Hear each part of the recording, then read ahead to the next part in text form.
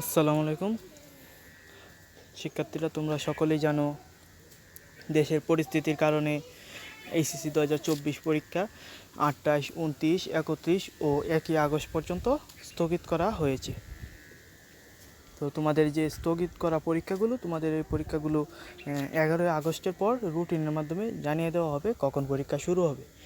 আর তোমাদের 1 আগস্ট পর্যন্ত পরীক্ষা স্থগিত করা হয়েছে, কিন্তু তোমাদের 4 তারিখ থেকে আবার যার যে বিষয় পরীক্ষা আছে, তোমরা 4 তারিখ থেকে আবার পরীক্ষা শুরু হবে।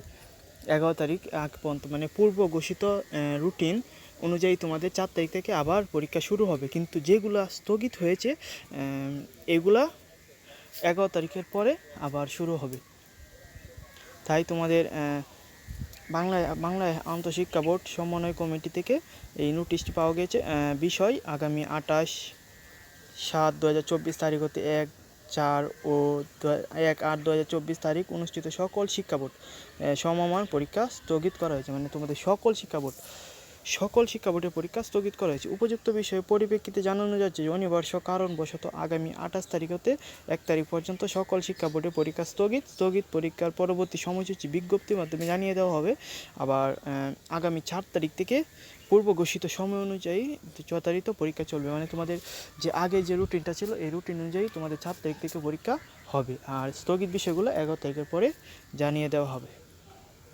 সো এই ছিল আজকের ভিডিও। চ্যানেলটি সবাই সাবস্ক্রাইব করে দিও।